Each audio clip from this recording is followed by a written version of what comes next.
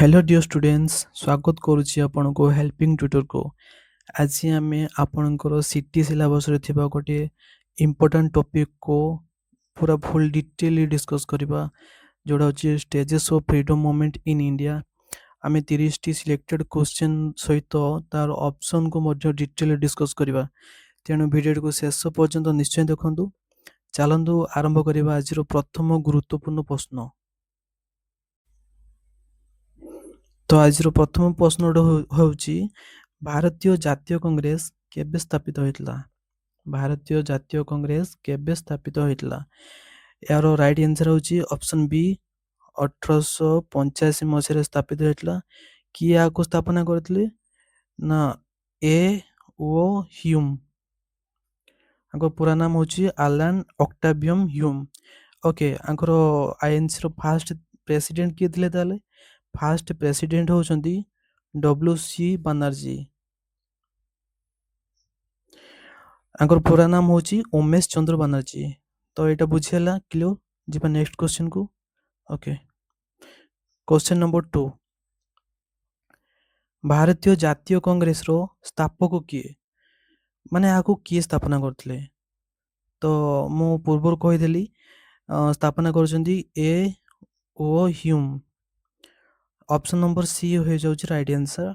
तापर हमें eighty option गुडा देखि दबा। दादा भाई नारोजी। दादा भाई नारोजी किए थिले।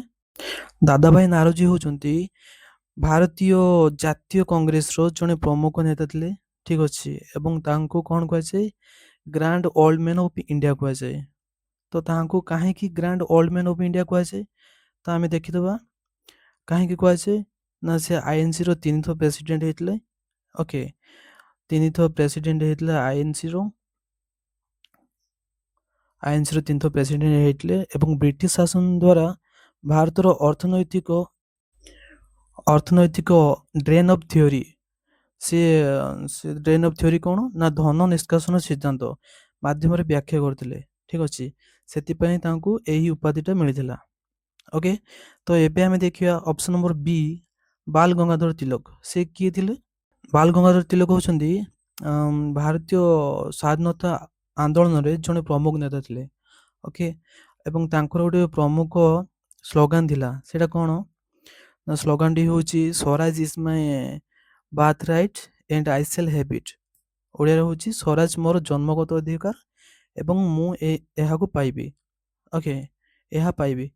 तो एही स्लोगान टा पढिबो कि Swaraj is my birth right and I shall have it. एटा किए कहतले, तो आपण आखि बुझी कि मारिबे ऑप्शन सॉरी बाल गंगाधर तिलक। या राइट आंसर हो बाल गंगाधर तिलक। एबे देखिया गोपाल कृष्ण गोखले किए। ओके, से थिले आईएनसी रो जने प्रमुख नेता थिले एवं से आईएनसी रो मॉडरेट नेता भी थिले। एवं गोटे इंपोर्टेंट क्वेश्चन होची वेरी वेरी इंपोर्टेंट, मन रखंतु एटा। गोपाल कृष्ण गोखले होचंती महात्मा गांधी को पॉलिटिकल गुरु थिले।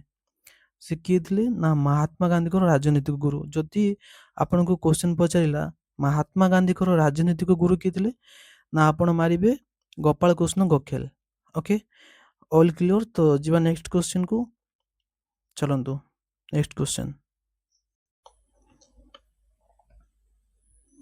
नेक्स्ट क्वेश्चन होची कांग्रेस रो प्रथम अधिवेशन केउठारे होइथिला। तो यार राइट आंसर हे जीवो ऑप्शन नंबर सी बॉम्बे ठारे।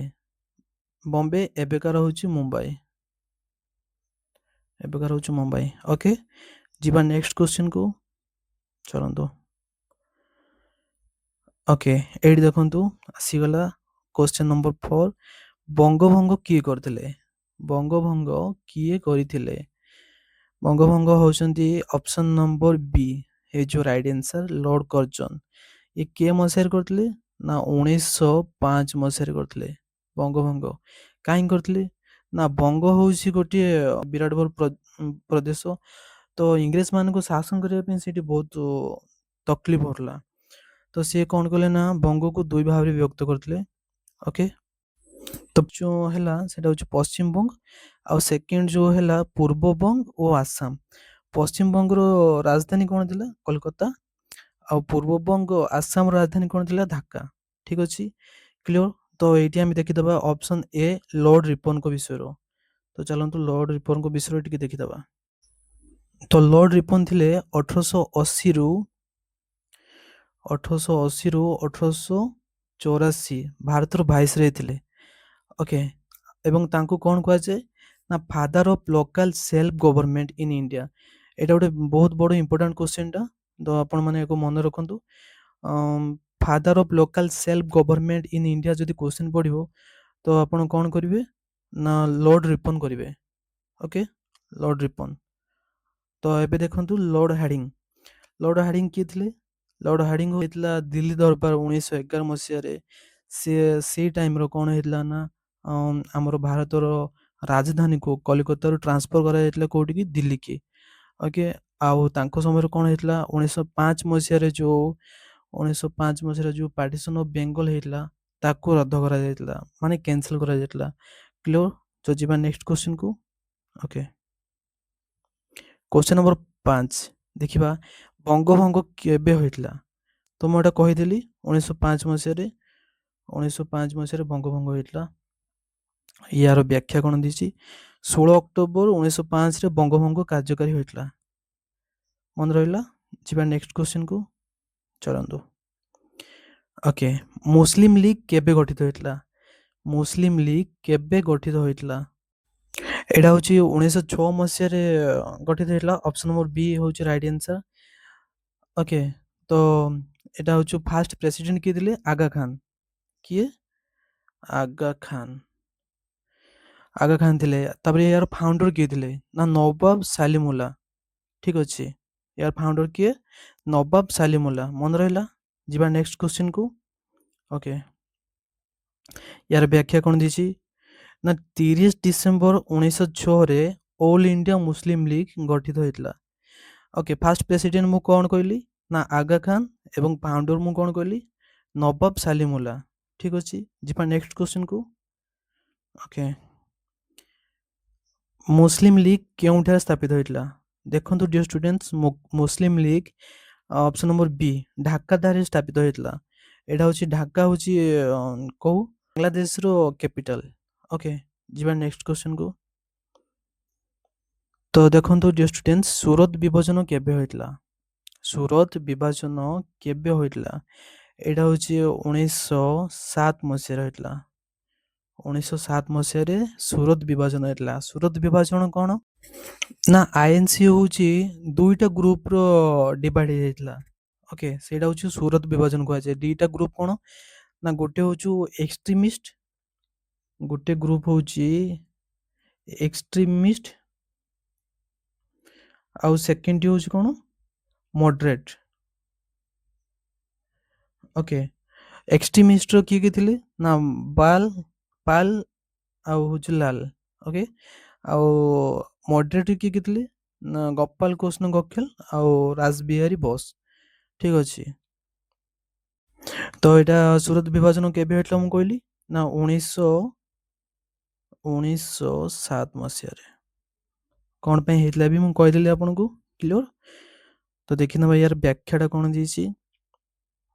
1907ରେ ସୁରତ ଅଧିବେଶନରେ କଂଗ୍ରେସ ନରମପନ୍ଥୀ ଓ ଚରମପନ୍ଥୀ ଦୁଇଟି ଦଳ ହେଇଥିଲା। ନରମପନ୍ଥୀ ହେଉଛି ମଡରେଟ୍, ଆଉ ଚରମପନ୍ଥୀ କିଏ? ଏକ୍ସଟ୍ରିମିଷ୍ଟ। ଆଉ କେମାନେ ବି ଲିଡ୍ ସେ ଦଳର କିଏ କିଏ ଥିଲେ ମୁଁ କହିଦେଲି ଆପଣଙ୍କୁ। ଓକେ, ଏବେ ଯିବା ନେକ୍ସଟ କ୍ୱେଶ୍ଚିନ୍। Question number 9।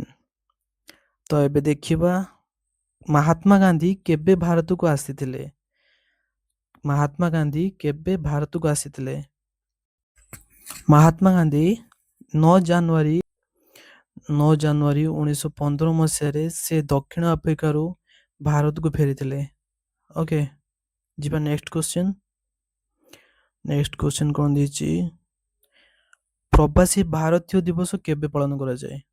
ପ୍ରବାସୀ ଭାରତୀୟ ଦିବସ କେବେ ପାଳନ କରାଯାଏ? ନା କେବେ ନା ଅପସନ୍ ନମ୍ବର ସି 9 ଜାନୁଆରୀକୁ। କାହିଁକି ନା ସେଇଦିନ ମହାତ୍ମା ଗାନ୍ଧୀ ଦକ୍ଷିଣ ଆଫ୍ରିକାରୁ ଭାରତ ଆସିଥିଲେ। ଓକେ, ଯିବା ନେକ୍ସଟ କ୍ୱେଶ୍ଚିନ୍।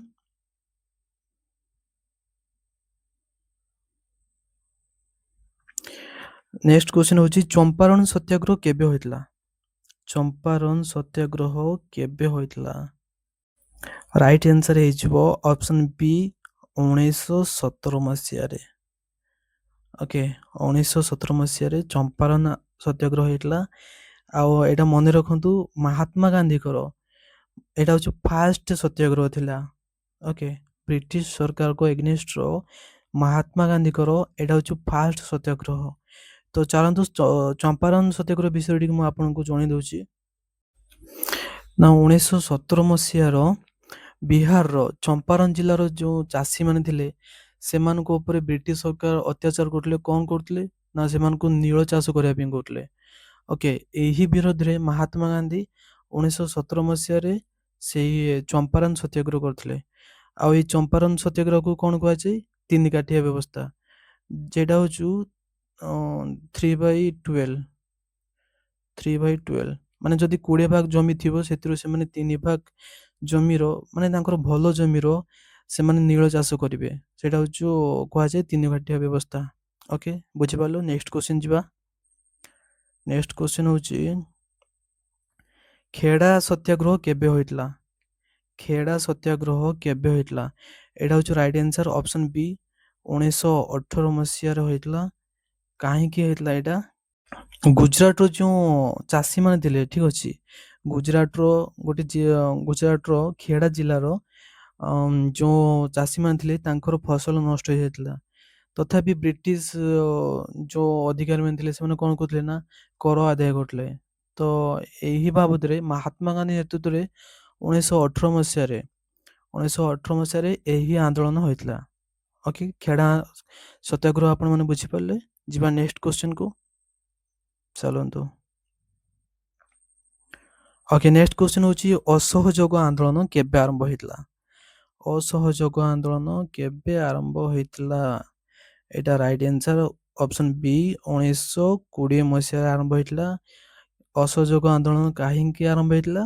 ନା ଯେଉଁ 13 ଏପ୍ରିଲ 1919 ମସିହାରେ ଯେଉଁ ଜାଲିଆନାୱାଲାବାଗ ହତ୍ୟାକାଣ୍ଡ ହୋଇଥିଲା ତାହାକୁ ବିରୋଧ କରିକି ଅସହଯୋଗ ଆନ୍ଦୋଳନ 1920 ମସିହାରେ ଅଧ୍ୟକ୍ଷତାରେ ଏଇଟା ହୋଇଥିଲା। ଠିକ୍ ଅଛି, ଯିବା ନେକ୍ସଟ କ୍ୱେଶ୍ଚନକୁ। ନେକ୍ସଟ କ୍ୱେଶ୍ଚନ ହେଉଛି ଏଠି ଦେଖିଦେବା ଟିକେ ବ୍ୟାଖ୍ୟାଟା କ'ଣ ଦେଇଛି।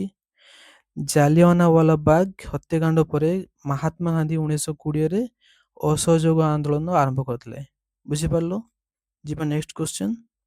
ଓକେ ଚୋରି ଚୋରା ଇନସିଡେଣ୍ଟ, ଚୋରି ଚୋରା ଘଟଣା କେବେ ହୋଇଥିଲା?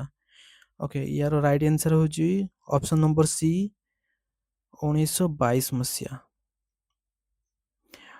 କାହିଁକି ଚୋରି ଚୋରା ଇନସିଡେଣ୍ଟ ହେଇଥିଲା ମୁଁ ଆପଣଙ୍କୁ ସେ ବିଷୟରେ ଟିକେ ଡିଟେଲରେ ଟିକେ ଜଣେଇ ଦେଉଛି।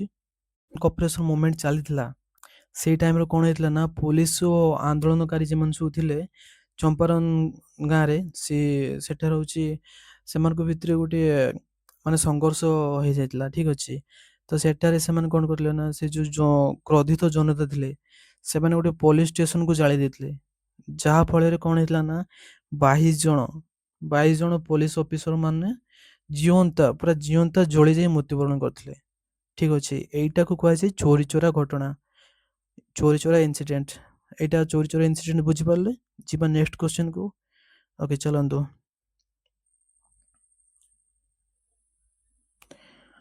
ନେକ୍ସଟ କ୍ୱେଶ୍ଚନ ହେଉଛି ଚୋରି ଚୋରା ଘଟଣା ପରେ କେଉଁ ଆନ୍ଦୋଳନକୁ ବନ୍ଦ କରାଯାଇଥିଲା? ଏଇଟା କିଏ କରିଥିଲେ ନା ମହାତ୍ମା ଗାନ୍ଧୀ କରିଥିଲେ। ହେଲା, କେଉଁ ଆନ୍ଦୋଳନ ବନ୍ଦ କରାଯାଇଥିଲା? ନା ଏଇଟା ହେଉଛି ଅସହଯୋଗ ଆନ୍ଦୋଳନ। ସେ ମହାତ୍ମା ଗାନ୍ଧୀ କ'ଣ କରୁଥିଲେ ନା ସେ ଚାହୁଁଥିଲେ ଯେ ଶାନ୍ତି ରହିକି କେମିତି ସ୍ୱାଧୀନତା ପାଇବା ପାଇଁ। ଯେହେତୁ ଏଇଠି ଇଏ ହେଲା ଆନ୍ଦୋଳନ ହେଲା ଗୋଟେ ଘଟଣା ହେଲା ସେମାନେ ହେଉଛି ହିଂସା ଦେଖାଇଲେ 22 ଜଣ ପୋଲିସ କି ଅଫିସରକୁ ମାରିଦେଲେ। ତ ସେଥିପାଇଁ ମହାତ୍ମା ଗାନ୍ଧୀ କ'ଣ କଲେ ଅସହଯୋଗ ଆନ୍ଦୋଳନକୁ ବନ୍ଦ କରିଦେଲେ। ବୁଝିପାରିଲ? ତ ନେକ୍ସଟ କ୍ୱେଶ୍ଚନ ଦେଖିବା। ଦାଣ୍ଡି ଯାତ୍ରା କେବେ ଆରମ୍ଭ ହୋଇଥିଲା? ଦାଣ୍ଡି ଯାତ୍ରା କେବେ ଆରମ୍ଭ ହୋଇଥିଲା? ଅପସନ୍ ନମ୍ବର ସି ହେଇଯିବ ରାଇଟ୍ ଆନ୍ସର 1930 ମସିହା ଆରମ୍ଭ ହୋଇଥିଲା। ଦାଣ୍ଡି ଯାତ୍ରା ବିଷୟରେ ମୁଁ ଟିକେ ଆପଣଙ୍କୁ ଡିଟେଲ କହିଦେଉଛି। ତ ସେତେବେଳେ କ'ଣ ବ୍ରିଟିଶ ସରକାର କ'ଣ କରୁଥିଲେ ନା ଲୁଣ କର ବିରୋଧରେ ମହାତ୍ମା ଗାନ୍ଧୀ 12 ମାର୍ଚ୍ଚ 1930ରେ ସେ ସାବରମତୀ ଆଶ୍ରମରୁ ଦାଣ୍ଡି ପର୍ଯ୍ୟନ୍ତ ପଦଯାତ୍ରା କରିଥିଲେ। କେତେ ମସିହା ନା ହେଉଛି 12 ମାର୍ଚ୍ଚ 1930 ମସିହାରେ। ଓକେ। ସେ କ'ଣ ପାଇଁ ପଦଯାତ୍ରା କରିଥିଲେ? ନା ଲବଣ ଆଇନ ଭଙ୍ଗ କରିବା ପାଇଁ। ତାପରେ ସେ ଯୋଉ ଷ୍ଟାର୍ଟ କଲେ ହଉଛି 12 ମାର୍ଚ୍ଚ 1930 ରୁ। ଆଉ ଦାଣ୍ଡି ଗୁଜରାଟ ଠାରେ କେତେବେଳେ ପହଞ୍ଚିଲେ? ନା 5 ଏପ୍ରିଲ 1930 ମସିହା। କେତେରୁ 5 ଏପ୍ରିଲ 1930 ରେ ପହଞ୍ଚିଲେ। ଠିକ ଅଛି। ତ ତାଙ୍କ ସହ କେତେ ଜଣ ଲୋକ ଯାଇଥିଲେ ମହାତ୍ମା ଗାନ୍ଧୀଙ୍କ ସହିତ? ନା ପ୍ରଥମରେ ତ 78 ଜଣ ଲୋକ ଯାଇଥିଲେ। ତାପରେ ପରେ ପରେ ସବୁ ସ୍ୱେଚ୍ଛାସେବୀ ମାନେ ଏଡ୍ ହେଇଥିଲେ ତାଙ୍କ ଦାଣ୍ଡି ମାର୍ଚ୍ଚରେ। ଠିକ ଅଛି। ତ ସିଏ ଡିଷ୍ଟାନ୍ସ କେତେ କଭର କରିଥିଲେ? ନା ପ୍ରାୟ 390 କିଲୋମିଟର, ଯେଟା ହଉଛି 241 ମାଇଲ। ଓକେ, ଠିକ ଅଛି। ତ ତାଙ୍କୁ ସେ ଯୋଉ ସାବରମତୀ ଆଶ୍ରମ ଠାରୁ ଦାଣ୍ଡି ଗୁଜରାଟ ପର୍ଯ୍ୟନ୍ତ ପହଞ୍ଚିବା ପାଇଁ କେତେ ଦିନ ଟାଇମ ଲାଗିଥିଲା? ନା 24 ଡେଜ। ପ୍ରିୟ ଷ୍ଟୁଡେଣ୍ଟସ୍, ମୁଁ ପୁରା ଡିଟେଲି କହୁଛି, ତ ଆପଣମାନେ ଭଲସେ ମନ ଦେଇ ଶୁଣନ୍ତୁ ଏବଂ ଖାତା ପେନ୍ ରଖି ନୋଟ୍ କରନ୍ତୁ ମୁଁ ଯାହା ଯାହା କହୁଛି। ଓକେ, କ୍ଲିୟର ଏଟା? ତ ଯିବା ନେକ୍ସଟ କ୍ୱେଶ୍ଚନକୁ। ନେକ୍ସଟ କ୍ୱେଶ୍ଚନ ହଉଛି ଦାଣ୍ଡି ଯାତ୍ରା କେଉଁ ଆଶ୍ରମ ଠାରୁ ଆରମ୍ଭ ହେଇଥିଲା? ତ ମୁଁ ଉପରେ କହିଦେଇ ଆସିଲି, ସେଇଟା ହଉଛି ଅପସନ ନମ୍ବର ସି, ସାବରମତୀ ଆଶ୍ରମ। ଓକେ, ଯିବା ନେକ୍ସଟ କ୍ୱେଶ୍ଚନ। ଓକେ, ଏଇଠି ଦେଖନ୍ତୁ ଡିୟର ଷ୍ଟୁଡେଣ୍ଟସ୍, ଗଳକ କେତୋଟି ହୋଇଥିଲା? ନା ଏଇଟା କେତୋଟି ହେଇଥିଲା? ଅପସନ ନମ୍ବର ବି 3ଟି। ଅପସନ ନମ୍ବର ବି 3ଟି ହୋଇଥିଲା। ଓକେ, ଯିବା ନେକ୍ସଟ କ୍ୱେଶ୍ଚନକୁ। ହଁ, ଏଠି କ'ଣ ଲେଖା ହେଇଛି ବ୍ୟାଖ୍ୟା ଦେଇଦେବା, ଦେଖିଦେବା ଟିକେ। 1930 ରୁ ଷ୍ଟାର୍ଟ ହେଇଛି, 1932 ମଧ୍ୟରେ ଇଂଲଣ୍ଡର 3ଟି ଗୋଲ ଟେବୁଲ ବୈଠକ ହେଇଥିଲା। ଟେବୁଲ ବୈଠକ ବିଷୟରେ ମୁଁ ଟିକେ ଆପଣଙ୍କୁ ସୂଚନା ଦଉଛି। ତ ଏହା ହଉଛି ଇଂଲଣ୍ଡର ହେଇଥିଲା ଗୋଲ ଟେବୁଲ ବୈଠକଟା। ତ 1930 ର ହଉଛି ଫାଷ୍ଟ ହେଇଥିଲା, 1930 ର ଫାଷ୍ଟ, ଆଉ 1931 ରେ ସେକେଣ୍ଡ, 1932 ରେ ଥାର୍ଡ ଗୋଲ ଟେବୁଲ ବୈଠକ ହେଇଥିଲା। ତ ଡିୟର ଷ୍ଟୁଡେଣ୍ଟସ୍, ମହାତ୍ମା ଗାନ୍ଧୀ ଏଥିରେ କୋଉଥିରେ ଜଏନ୍ କରିନଥିଲେ? କେବଳ ଗୋଟେ ଗୋଲ ଟେବୁଲ ବୈଠକରେ ଜଏନ୍ କରିଥିଲେ, ସେଇଟା ହଉଛି ସେକେଣ୍ଡ ର। ଯଦି କ୍ୱେଶ୍ଚନ ପଡିବ ମହାତ୍ମା ଗାନ୍ଧୀ କେଉଁ ଗୋଲ ଟେବୁଲ ବୈଠକରେ ଜଏନ୍ କରିଥିଲେ, ତାର ରାଇଟ୍ ଆନ୍ସର ହେଇଯିବ 1931 ମସିହା। ଠିକ ଅଛି, କ୍ଲିୟର ହେଲୋ? ତ ଯିବା ନେକ୍ସଟ କ୍ୱେଶ୍ଚନକୁ। ଓକେ, ଏବେ ଦେଖିବା କ'ଣ କ୍ୱେଶ୍ଚନ ଅଛି। ଭାରତର ଶାସନ ଆଇନ କେବେ ପାରିତ ହୋଇଥିଲା? ତ ଭାରତର ଶାସନ ଆଇନ କେବେ ପାରିତ ହୋଇଥିଲା? ଏଇଟା ହଉଛି ଆପଣମାନଙ୍କ ପାଇଁ ହୋମୱାର୍କ ରହିଲା, ଏଇଟା ହୋମୱାର୍କ। ତ ଆପଣମାନେ ମୋତେ କମେଣ୍ଟ କରି ଜଣେଇବେ। ଓକେ, ଯିବା ନେକ୍ସଟ କ୍ୱେଶ୍ଚନକୁ।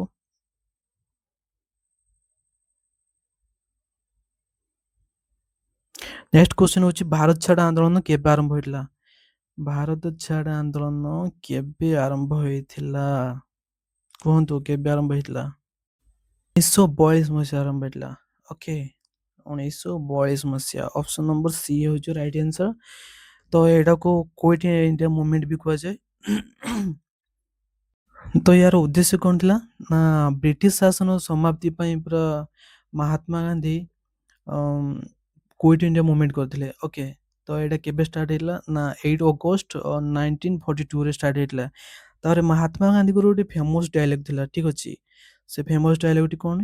ଡୁ ଅର୍ ଡାଇ, ଡୁ ଅର୍ ଡାଇ। ଏଇଟା ହଉଛି ଫେମସ୍ ଡାଇଲଗ। ଯଦି ଏକ୍ଜାମରୁ ପଚାରିବ ଯେ ଡୁ ଅର୍ ଡାଇ ଯୋଉ ସ୍ଲୋଗାନ ଥିଲା ସେଟା କିଏ ଦେଇଥିଲେ? ତ ରାଇଟ୍ ଆନ୍ସର ହେଇଯିବ Mahatma Gandhi. Okay, clear hello? ଯିବା ନେକ୍ସଟ କ୍ୱେଶ୍ଚନକୁ। ଚାଲନ୍ତୁ, କ୍ୱେଶ୍ଚନ ନମ୍ବର 22। ଓକେ, ଭାରତ ଛାଡ ଆନ୍ଦୋଳନ କେଉଁଠାରେ ଆରମ୍ଭ ହେଇଥିଲା? ଭାରତ ଛାଡ ଆନ୍ଦୋଳନ କେଉଁଠାରେ ଆରମ୍ଭ ହେଇଥିଲା? ଏହାର ହଉଛି ରାଇଟ୍ ଆନ୍ସର ହଉଛି option number C, Gowalia tank maidan, Mumbai. Okay, ଏଇଠାରେ ହିଁ ଆରମ୍ଭ ହେଇଥିଲା। ଯିବା ନେକ୍ସଟ କ୍ୱେଶ୍ଚନକୁ, ଟିକେ ବ୍ୟାଖ୍ୟାଟା ଦେଖିଦେବା କ'ଣ ଅଛି। 8 ଅଗଷ୍ଟ 1942 ରେ ମୁମ୍ବାଇ ଗ୍ୱାଲିୟର ଟ୍ୟାଙ୍କ ମଇଦାନ, ବର୍ତ୍ତମାନ ଯେଟା ଅଗଷ୍ଟ କ୍ରାନ୍ତି ମଇଦାନ, ସେହି ଆନ୍ଦୋଳନର ଘୋଷଣା କରାଯାଇଥିଲା। ଓକେ, ଯିବା ନେକ୍ସଟ କ୍ୱେଶ୍ଚନକୁ। ଓକେ, ଏଇଟା ଦେଖନ୍ତୁ deer students, very very important question ଏଇଟା ଏକ୍ଜାମ ୱାଇଜ ଦେଖିବାକୁ ଗଲେ।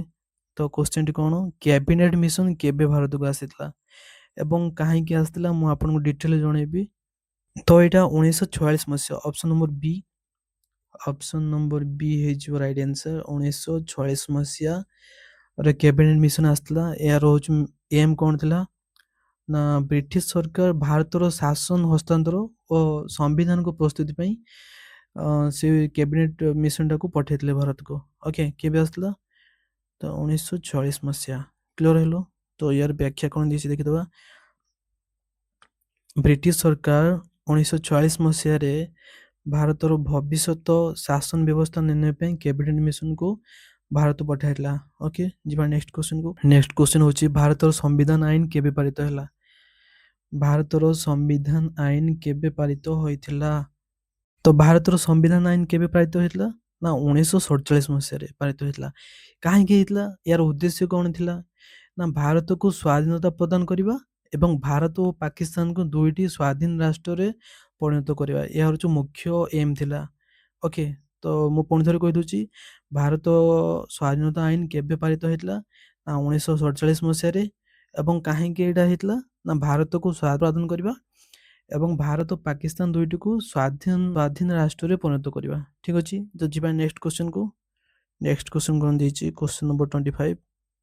ଓକେ, ଏଇଟା ହେଉଛି very very important question, very important exam ଦୃଷ୍ଟିରୁ। ତ କ୍ୱେଶ୍ଚନଟି କ'ଣ? ଜାଲିଆନାବାଗ ହତ୍ୟାକାଣ୍ଡ କେବେ ଘଟିଥିଲା?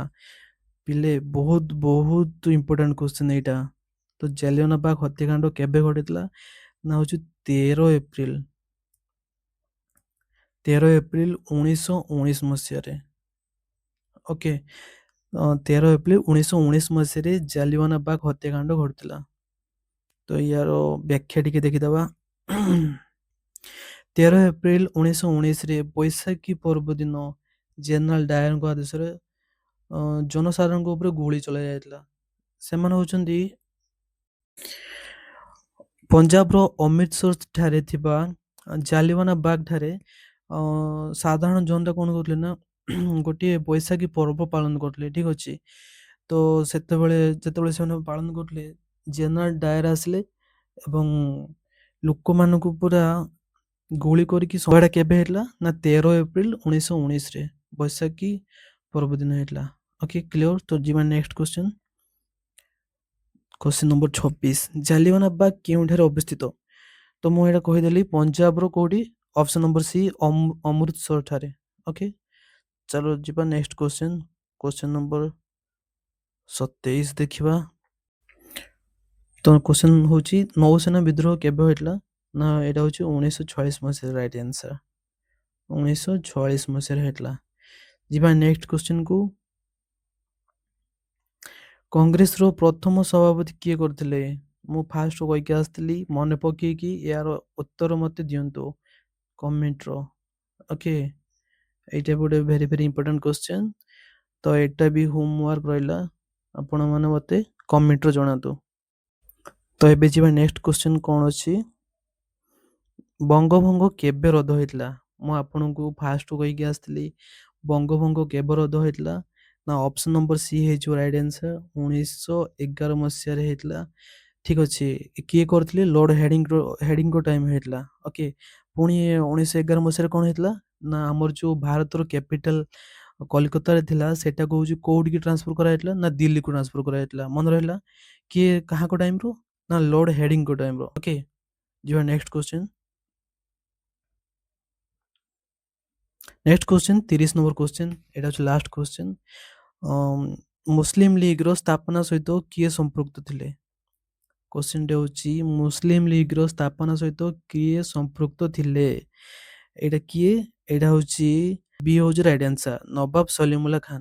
ଇଏ କିଏ ଥିଲେ? ଇଏ ହେଉଛି ଫାଉଣ୍ଡର ଥିଲେ, ହେଲା, ଫାଉଣ୍ଡର ଥିଲେ। ଆଉ ୟାର ଫାଷ୍ଟ ପ୍ରେସିଡେଣ୍ଟ କିଏ ଥିଲେ? ନା ଆଗା ଖାନ। ଓକେ, ଫାଷ୍ଟ ପ୍ରେସିଡେଣ୍ଟ ଥିଲେ। ତ ଚାଲନ୍ତୁ ପୁଣି ନେକ୍ସଟ କ'ଣ ଅଛି ଦେଖିବା। ନେକ୍ସଟ ହେଉଛି ଓକେ, ଏଇଠି ଦେଖନ୍ତୁ ଡିୟର ଷ୍ଟୁଡେଣ୍ଟସ୍, କିଛି ପୁରା ଏକ୍ଜାମ ରିଭିଜନ ପାଇଁ କିଛି ଗୁରୁତ୍ୱପୂର୍ଣ୍ଣ ବର୍ଷ ଦିଆହେଇଛି। ତ ଗୋଟେ ଗୋଟେ ଆମେ ଦେଖିଦେବା ସଙ୍ଗେ ସଙ୍ଗେ। ତ ଫାଷ୍ଟ ଦେଖନ୍ତୁ କ'ଣ ନା, ମନେ ରଖିବା ପାଇଁ ମୁଁ କହିଦେଉଛି, 1985 ମସିହାର ଆଇଏନ୍ସି ସ୍ଥାପନ କରାଗଲା। ଏଇଟା ହେଉଛି ଇଣ୍ଡିଆନ୍ ନ୍ୟାସନାଲ କଂଗ୍ରେସ। ଓକେ, ତ କେତେ ମସିହା? ନା 1885 ମସିହା। ଓକେ, କଂଗ୍ରେସ ସ୍ଥାପନ କରାଯାଇଥିଲା 1885 ମସିହାର।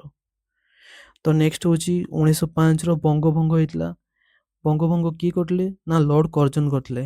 ଓକେ, କିଏ ମସିହାରୁ? ନା 1905 ମସିହାର। ନେକ୍ସଟ କ'ଣ ଅଛି? ନେକ୍ସଟ ହେଉଛି 1906 ମସିହାରେ ମୁସଲିମ ଲିଗ୍ର ଫାଉଣ୍ଡର କିଏ ଥିଲେ? ନା ନବାବ ସାଲିମୁଲ୍ଲା ଥିଲେ। ଠିକ୍ ଅଛି। ଆଉ ଫାଷ୍ଟ ପ୍ରେସିଡେଣ୍ଟ କିଏ? ନା ଆଗା ଖାନ। ଠିକ୍ ଅଛି। ତ ନେକ୍ସଟ ଦେଖିବା 1907 ମସିହାରେ ହେଉଛି ସୁରତ ବିଭାଜନ ହେଇଥିଲା, যেটা ହେଉଛି ଆଇଏନସି ଦୁଇ ଭାଗରେ ବିଭକ୍ତ ହେଇଯାଏ। ଗୋଟେ ହେଉଛି ଏକ୍ସଟ୍ରିମିଷ୍ଟ ଆଉ ଗୋଟେ ହେଉଛି ମଡରେଟ୍, ନର୍ମପନ୍ଥୀ ଆଉ ହେଉଛି ଚରମପନ୍ଥୀ। ଠିକ୍ ଅଛି। ତାପରେ ନେକ୍ସଟ କ'ଣ ଅଛି? ନା 1915 ମସିହାରେ ଗାନ୍ଧିଜୀ ଭାରତ ଆଗମନ କରିଥିଲେ। 1915 ମସିହାର 9 ଜାନୁଆରୀ 1915ରେ ଭାରତକୁ ମହାତ୍ମା ଗାନ୍ଧୀ କେଉଁଠୁ ଆସିଥିଲେ? ନା ସାଉଥ ଆଫ୍ରିକାରୁ ଆସିଥିଲେ। ଏବଂ ସେଇଟା ହେଉଛି 1917 ମସିହାର ଚମ୍ପାରନ ସତ୍ୟାଗ୍ରହ। ଏଇଟା ଥିଲା କ'ଣ? ନା ମହାତ୍ମା ଗାନ୍ଧୀଙ୍କର ପ୍ରଥମ ସତ୍ୟାଗ୍ରହ। ଯଦି କୋଶ୍ଚିନ୍ ପଡ଼ିବ ମହାତ୍ମା ଗାନ୍ଧୀଙ୍କର ପ୍ରଥମ ସତ୍ୟାଗ୍ରହ କ'ଣ ଥିଲା? ନା ଚମ୍ପାରନ ସତ୍ୟାଗ୍ରହ। କେଉଁ ମସିହାରେ ହେଇଥିଲା? 1917 ମସିହାରେ ହେଇଥିଲା। ଠିକ୍ ଅଛି। ତାପରେ ଦେଖିବା ନେକ୍ସଟ କୋଶ୍ଚିନ୍ କ'ଣ? ନେକ୍ସଟ କ'ଣ ଅଛି? 1918 ମସିହାରେ ଖେଡ଼ା ସତ୍ୟାଗ୍ରହ ହେଇଥିଲା 1918। କ'ଣ? 1920ରେ ଅସହଯୋଗ ଆନ୍ଦୋଳନ। ଅସହଯୋଗ ଆନ୍ଦୋଳନ କ'ଣ ପାଇଁ ହେଇଥିଲା? ନା ଯେଉଁ 13 ଏପ୍ରିଲ 1919ର ଜାଲିଆନାବାଗ ବାଗ ହତ୍ୟାକାଣ୍ଡ ହେଇଥିଲା, ସେଥିପାଇଁ ମହାତ୍ମା ଗାନ୍ଧୀଙ୍କ ଦ୍ୱାରା ଅସହଯୋଗ ଆନ୍ଦୋଳନର ଡିକ୍ଲେୟାର କରାଯାଇଥିଲା। ଠିକ୍ ଅଛି। ତ ନେକ୍ସଟ କ'ଣ? 1930 ମସିହା, 1930ର ଦାଣ୍ଡି ଯାତ୍ରା। ଠିକ୍ ଅଛି। 1930 ଦାଣ୍ଡି ଯାତ୍ରା। ତାପରେ ଭାରତ ଶାସନ ଆଇନ କେତେ? 1935 ଭାରତୀୟ ଶାସନ ଆଇନ। ତାପରେ ଭାରତ ଛାଡ଼ କୁଇଟ୍ ଇଣ୍ଡିଆନ୍ ମୁଭମେଣ୍ଟ କେବେ ହେଇଥିଲା? 1942 ମସିହାରେ ହେଇଥିଲା। ତାପରେ ହେଉଛି ଭାରତ ସ୍ୱାଧୀନତା କେବେ ପାଇଲା? ନା 1947 ମସିହା ଅଗଷ୍ଟ ମାସ 15 ତାରିଖ। ଓକେ। ତ ଡିୟର ଷ୍ଟୁଡେଣ୍ଟସ୍, ଆମେ 30ଟି ଇମ୍ପୋର୍ଟାଣ୍ଟ କୋଶ୍ଚିନ୍କୁ ପୁରା ଡିଟେଲି ଅପସନ୍ ସହିତ ପୁରା ଡିଟେଲି ଡିସ୍କସନ୍ କରିଲେ। ଯଦି ଭିଡ଼ିଓଟି ଆପଣଙ୍କୁ ଭଲ ଲାଗିଛି ତ ସବସ୍କ୍ରାଇବ୍ କରନ୍ତୁ ଏବଂ ନିଜର ସାଙ୍ଗମାନଙ୍କ ସହିତ ସେୟାର କରନ୍ତୁ, ଯାହାଫଳରେ ସେମାନେ ବି ଇମ୍ପୋର୍ଟାଣ୍ଟ କୋଶ୍ଚିନ୍ ଗୁଡ଼ା ଦେଖିପାରିବେ ଏବଂ ଜାଣିପାରିବେ। ଏବଂ ଭିଡ଼ିଓଟିକୁ ଲାଇକ୍ କରିଦିଅନ୍ତୁ। ଓକେ, ସମସ୍ତେ ଗୋଟେ ଭିଡ଼ିଓଟି ଲାଇକ୍ କରିଦିଅନ୍ତୁ। ଥ୍ୟାଙ୍କ ୟୁ ସମସ୍ତଙ୍କୁ। Thank you. ଜୟ ଜଗନ୍ନାଥ।